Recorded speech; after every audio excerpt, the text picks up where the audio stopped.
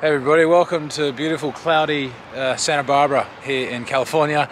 Today we're going to get to ride one of the most eagerly anticipated bikes of recent memory really, but certainly of 2020, and that is the 2021 Aprilia RS 660. Now the RS 660 is an all-new platform for Aprilia, the 660 Twin. You're going to have a naked bike, you're going to have a Tuono soon, you're going to have the Touareg, which is the adventure bike. So this is a whole new push from Aprilia into markets that aren't as best served by the company as what they could be.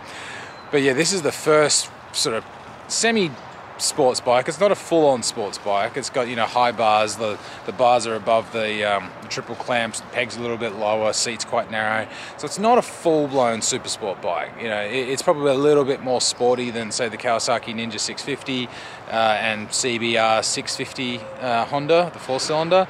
But it's definitely more sporty than stuff like the FZ07 Yamaha and the SV 650 Suzuki, which really is the bikes that it's going to go up against in things like Twins Cup racing, for example. But yeah, it's going to be pretty cool. I'm really looking forward to swinging a leg over, so let's get into the tech stuff and see what it's all about. The parallel twin 4-stroke motor is the first middleweight twin cylinder created by Aprilia since the SXV 450 and 550 from the early years of this century. It is essentially the front half of the RSV4's 65-degree V4, measuring 81 by 63.93mm bore and stroke for 659 cc's, which is bang on for twins racing. Power is claimed at 100 horsepower at the crank, taken at 10,500 RPM, while torque comes back at 49 pounds-feet at 8,500 RPM. Part of the goal with the motor was to make it as flexible as possible so that it could be ridden just as easily on the street as on the track. As such, 80% of the available torque is available from 4,000 RPM, with 90% on tap from 6,250 RPM. The twin spar aluminum frame is suspended by fully adjustable Kayaba 41mm inverted forks and a Kayaba monoshock out back, although the shock has rebound damping and preload adjustment only. The shock doesn't run a linkage but acts directly on the swing arm, which in turn pivots inside the crankcase, helping centralize mass, reduce the wheelbase, while still allowing the use of a relatively long swing arm. Braking is the job of twin radial mounted Brembo 4-piston monoblock calipers clamping down on 320mm discs. The power is fed by a radial master cylinder and steel brake lines, while the rear gets a twin piston caliper and a single 220mm disc. Both ends are cornering ABS equipped. The RS 660 needed to be usable every day, and that comes down almost exclusively to ergonomics. This is not a typical head-down bum-up sports bike. The handlebars sit higher than the steering head, placing the rider in a neutral, almost naked bike ride position. The handlebar position is complemented by lower set foot pegs than would normally be expected for a sports bike, although these are annoyingly void of decent length heel guards, so the backs of your boots will rub against the moving swing arm if you tuck your feet in. Moving on to the electronics, there's everything the RSV4 rider gets, and believe it or not, more. You can't vary engine brake control on the RSV4, but you can on the RS 660. That goes with everything available in the Aprilia Performance Ride Control system of traction control, wheelie control, cornering ABS, quick shifter, cruise control, pit lane speed limiter, and of course 5 different riding modes. There's 3 road modes in Commute, Dynamic and Individual, and 2 for the track in Challenge and Time Attack. Although truth be told, the Individual and Time Attack modes are essentially the same thing, apart from having your lap timer on full view rather than the speedo. Individual and Time Attack are variable, so you can set them up with the levels of traction, wheelie, engine brake that you like, although the other modes, Commute, Dynamic and Challenge, all have preset levels of electronic intervention. These level of rider aids are not just a boon for the middleweight class, but are on par with what's on offer from superbikes twice or even 3 times the price, with only the pit lane speed limiter as a factory option. Nice one, Aprilia. Aprilia has chosen to go with Continental for the 6-axis inertial measurement unit and cornering ABS electronics, and you get cornering lights and LED daytime running lights with the turn signals integrated into the front of the bike. This is in part due to the aerodynamics having been designed into the fairing, but it's still a nice, clean, aesthetic addition. Alrighty. Beautiful RS 660 Aprilia, resplendent purple and red, classic Aprilia colours. These are the colours made famous by Alessandro Gramini and Loris Reggiani, two big-time Italian gods in motorcycle racing. Alrighty, let's go for a scoot, huh?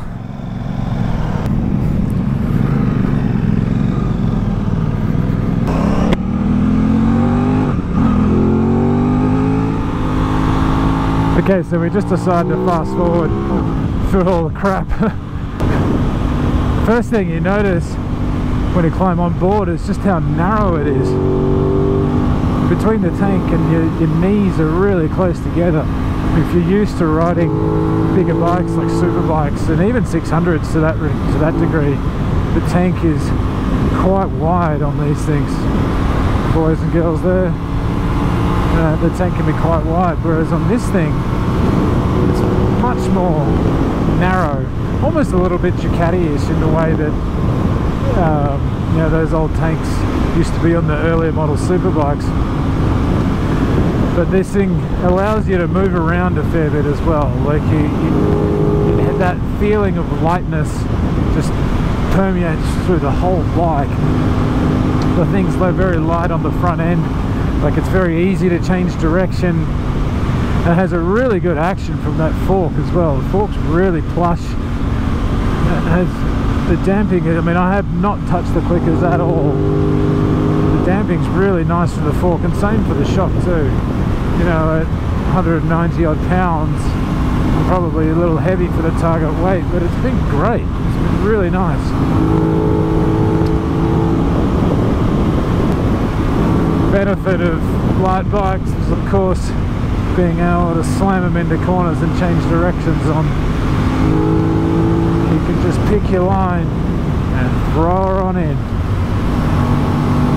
Ooh, the road's a bit sketched there, but this change of direction is beautiful and smooth, super light. And this is the great thing about twin cylinder motorcycles.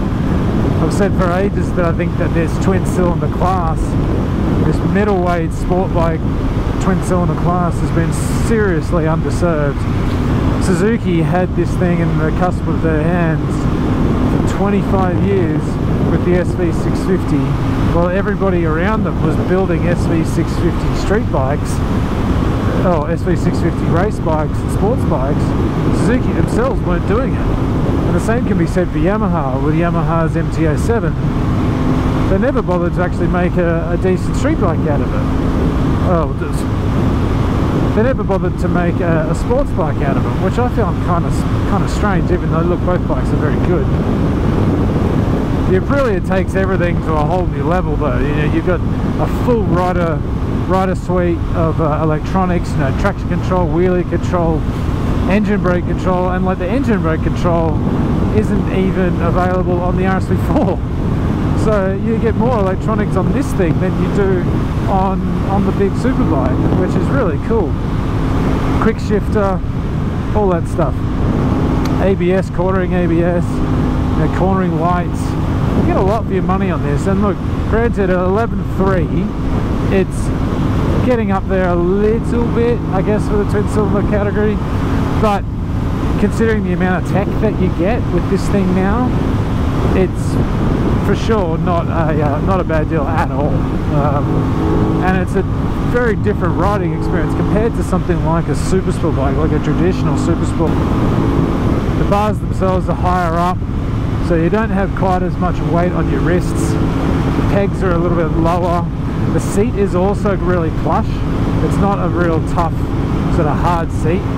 You know, I've had a few hours on the saddle now, and look, it's still really quite nice.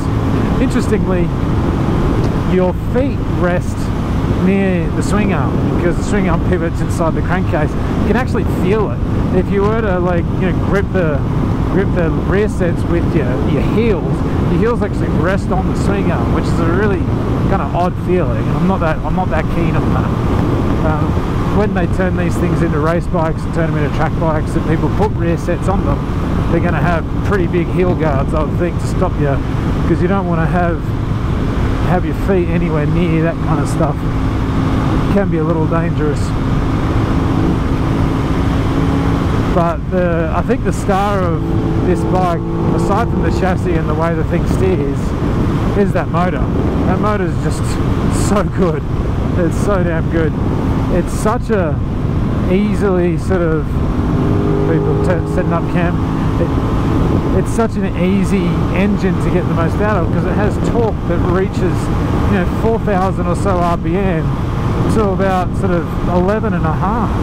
You know, they say you get 80% of your torque from 4 grand onwards. I mean, mind you, you get your best performance around sort of 9,000 RPM, but it doesn't feel, unlike a lot of twins at that speed, it doesn't really feel like it's gonna explode. You know, like you can, if you ring a twin out to close to redline, sometimes they feel like they're just going to grenade underneath you. This thing is much more composed, and it's pretty close to vibration free. You know, there's very, very little vibrations that come through the handlebars and the pegs, and the seat there's basically none, because the seat's so padded. So it's a very comfortable bike to ride for long distances, which is kind of funny to say for a sports bike being a comfortable bike for long distance. But yeah, you could bash out the miles on this thing, and you'll be in pretty good shape at the end of it all. You get a whole bunch of modes as well. You get 5 ECU modes on this thing, and there's definitely a big difference in terms of throttle response between the modes. I've sort of stuck her in individual and left it there because I feel the most direct, you get the most direct throttle response. There's so many really nice features about this bike. I have absolutely zero doubt they're going to sell the arse out of these things, because this is such a great experience on the street that, you know, you're really able to sort of play with it, give it the beans a bit, especially on a beautiful road like this. Man, I'm glad somebody finally built something like this. Kind of seems like we've been asking for I guess a middleweight sports bike that's not a traditional super sport bike or a super bike necessarily. Seems like I've been asking for it for ages. And the ironic thing is, Twins Cup racing, which is a bit of a hotbed now for competition, especially in Europe, and great gaining traction in the US with the Twins, the Moto America Twins Cup. You know, that kind of style of racing suits such a huge, you know, proportion of people. Like it, and it seems like the manufacturers have basically ignored it. It's kind of been up to the public to kind of make their own bikes, per se. There's been a few guys that have had a go at it, but no one really has had a go on it a commercial scale like Aprilia has. You know, things like Ninja 650s and that kind of stuff, they're not quite as hard-edged as something like this, but equally, this is not as hard-edged as a super sport bike. So it depends on what you want, really. I mean, now that this is here, I'm pretty sure you're going to see Twins Cup racing almost become an Aprilia Cup in the next couple of years, maybe. But that's because it's such a great little bike. We had a great time today. You know, up in the hills around Santa Barbara. There's one of those bikes where anybody of any level can find something they're going to like about it. Great points about it is the engine. The engine is just a gem of a thing. You know, it's the 660cc, about 100 or so horsepower. They say 100 horsepower, but it's about 100 on the crank. So, I mean, seat of the pants, 85, maybe a little bit more, give or take 5 horsepower. So that's plenty. You know, it's more than enough to be able to get out there and play silly buggers around, and you can get up to some pretty high speeds and do wheelies and all that kind of stuff on that kind of stuff with that sort of level of horsepower. Engine's great. It makes great power, or great torque, so all the way through the rev range. You know, from 4,000 to redline, you get 80% of your torque. But the great thing is you can be lazy on the gearbox. You can sit the thing in 4th or 5th gear and just crack the throttle, and it'll chug along nicely. But it is still a smaller capacity motor. It still likes to be singing. You know, it likes to be sitting there around sort of 6, 7, 8,000 RPM. Any gear at that engine speed, you got instant go. It's great. Yeah, so the engine's beautiful. It's very flexible. It's very unintimidating power delivery. You get obviously 5 different riding modes and 2 adjustable, 3 non-adjustable riding modes. You can dial this thing into any level that you will ever need. That's another thing, you know, that with that level of adjustability, that's something that the Twins class has never had, or the middleweight Twins class has never had. The electronic suite on the RS660 is even more advanced than what you get on the RSV4, because you don't get engine brake control. So that's another big thing as well, that you get all this tech thrown at something that really is kind of a do-it-all, jack-of-all-trades sports bike. Onto the chassis. Now the chassis is an absolute gem. It's lovely.